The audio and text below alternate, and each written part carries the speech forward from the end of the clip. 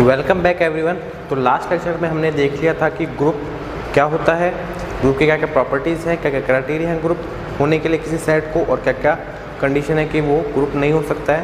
और इसी के साथ साथ मैंने कुछ अबेलियन ग्रुप के बारे में बताया था आपको, कुछ थ्योरम्स हैं, कुछ एग्जाम्पल हैं जो बताया था कि कोई ग्रुप अबेलियन होगा या नहीं।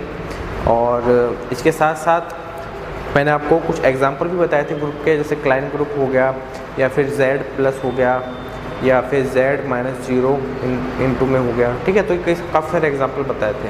तो ये जैसे मैंने बताया था ग्रुप, ये 3 प्रॉपर्टी बताई थी ग्रुप की: एसोसिएटिविटी, एग्जिस्टेंस ऑफ आइडेंटिटी और एग्जिस्टेंस ऑफ इनवर्स। तो यदि आपने अभी तक वो लेक्चर नहीं देखा तो पिछले 3 लेक्चर आप देख सकते हैं ग्रुप थ्योरी में। और यदि आपको कोई भी प्रॉब्लम आती है या फिर कोई भी क्वेश्चन आपको सॉल्व करने में प्रॉब्लम आती है तो नीचे कमेंट बॉक्स में आप लिख सकते हैं और मैं उसका जल्दी से जल्दी आपको रिप्लाई भी करूँगा। तो इसमें आज हम देखते हैं कि ग्रुप थ्योरी के अंदर आगे चलते हैं। तो आज मैं जो टॉपिक बताऊंगा आपको वो टॉपिक है order of element. Order of group क्या होता है और ऑर्डर ऑफ एलिमेंट क्या होता है। ठीक है, आज हम देखेंगे, आज हम इसमें देखेंगे ऑर्डर ऑफ ग्रुप। इसको हिंदी में हम कहते हैं ग्रुप की कोटि।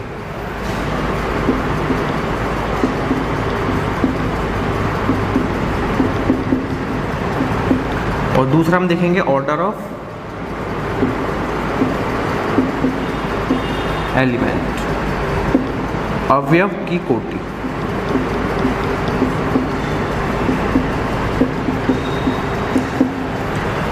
तो इनकी डेफिनेशन है वो एग्जाम में पूछी जा सकती है, इसलिए मैं आपको डेफिनेशन बता देता हूँ क्या होती है कि ऑर्डर ऑफ ग्रुप क्या क्या मतलब होता है। ऑर्डर ऑफ ग्रुप की बात करेंगे तो सीधी सी बात है, किसी ग्रुप के अंदर उपस्थित अवयवों की संख्या ही उस ग्रुप की कोटि कहलाती है।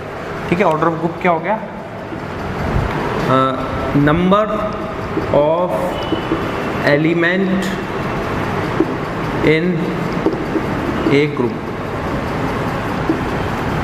ठीक है, number of element in A group is called order of group. तो यदि हम बात करते हैं फाइनाइट ग्रुप की और इनफाइनाइट ग्रुप की, तो यदि इनफाइनाइट ग्रुप होता है तो उसके अंदर नंबर ऑफ एलिमेंट इनफाइनाइट होंगे, तो उसकी जो कोटि है, उसका जो ऑर्डर है, तो वो हमारा इन्फिनिटी हो जाएगा। यदि हमारा G है इनफाइनाइट तो ऑर्डर ऑफ G हो जाएगा इन्फिनिटी। ठीक है, और यदि हम किसी परिमित ग्रुप की बात करते हैं जिसमें उसकी एलिमेंट है वो फाइनाइट एलिमेंट है, और यदि हम बात करते हैं G फाइनाइट ग्रुप है तो उसका जो ऑर्डर हो जाएगा वो नंबर ऑफ एलिमेंट हो जाएंगे इसमें। ठीक है, ये मैंने आपको डिफाइन कर दिया। अब जैसे एग्जांपल के तौर पे हम लेते हैं कि जैसे मैंने पहले भी एग्जांपल में बताया आपको कि जैसे हमारा एक ग्रुप हो गया Z है हमारा इंटीजर्स, पूर्णांकों का ग्रुप,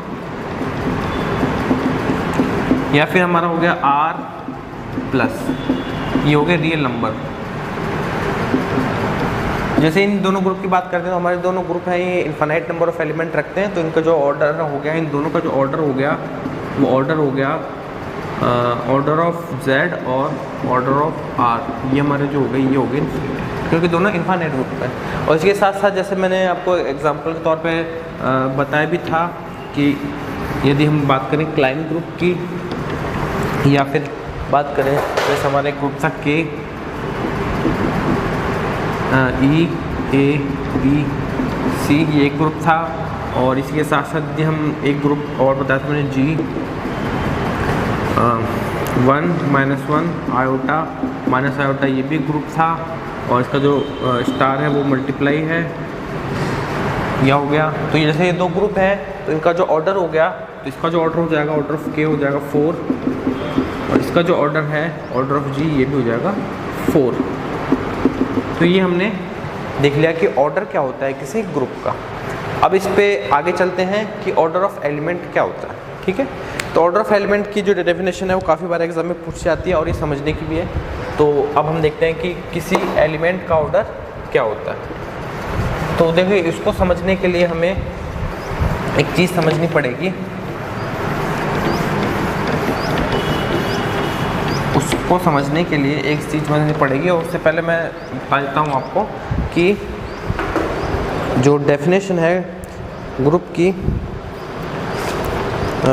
उसके ऑर्डर की डेफिनेशन है वो मैं यहाँ पे लिख देता हूँ।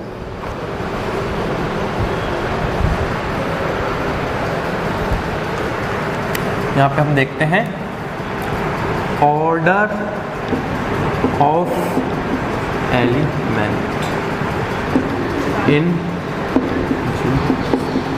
तो हम ग्रुप जी स्टार के अंदर यदि बात करते हैं तो उसकी परिभाषा ये है, किसी अवयव A बिलोंग्स टू जी। यदि हम बात करें कि अवयव A जो कि जी में बिलोंग कर रहा है कि कोटि M होगी, हम बात करें किसी अवयव की कोटि M होगी, जिसको हम लिख सकते हैं order of A is equal to M।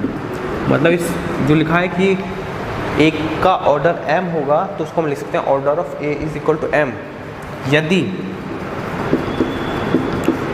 M वह छोटे से छोटा धनात्मक पूर्णांक है जिसके लिए A की पावर M यदि ग्रुप की आइडेंटिटी के बराबर हो जाता है, तो हमारा जो M कहलाएगा वो उस अवयव की कोटि कहलाएगा। सीधी सी बात यह है कि यदि किसी अवयव A की यदि हम कोटि की बात करते हैं तो उस अवयव A की जो कोटि M होगी, यदि यहाँ पे M वह छोटे से छोटा पूर्णांक है जिसके लिए A की power M is equal to E होता है। ठीक है, ये हमारी डेफिनेशन है, ये हमको याद रखनी है। और यदि इसको समझ कैसे सकते हैं, जैसे हम लेके चलते हैं किसी ग्रुप का एग्जांपल लेके चलते हैं और फिर वहाँ से हम देखते हैं कि हम कैसे इसको हम बता सकते हैं कि इसकी जो कोटि है वो हमारी M होगी। ठीक है, जैसे अब हम लेके चलते हैं हमारा जो एग्जांपल अभी मैंने लिखा था, ग्रुप G ले लेते हैं हम, G is equal to 1 -1 iota और माइनस आयोटा, ये हमारा ग्रुप है। इस ग्रुप में यदि हम इसके कोटि की बात कर रहे हैं तो हम देखेंगे कि यहाँ से देख सकते हैं हम, जैसे पहले हम लेते हैं -1, यदि -1 की पावर 1 की बात करें तो वो आ जाता है -1। यदि -1 की पावर 2 लेके चलते हैं, यदि -1 की पावर 2 लेके चलते तो ये आ जाएगा 1, पहली बात है ना। और यहाँ पे हमको ये पता है कि जो 1 है वो क्या है, आइडेंटिटी। तो ये हम यहाँ पे देखते हैं कि जैसे -1 की पावर जैसे हमने 2 रखा तो उसकी वैल्यू 1 आ गई, और जो कि आइडेंटिटी है तो यहाँ से ऑर्डर ऑफ -1 जो हो गया वो हो गया वो हमारा 2। इसको हम और भी आगे देख सकते हैं कि जैसे -1 की पावर भी यदि 4 देखते हैं वो भी 1 आती है, -1 की पावर यदि हम 6 लेके चलते हैं वो भी 1 आती है, ऐसे 8 लेके चलेंगे सारी 1 आएंगे।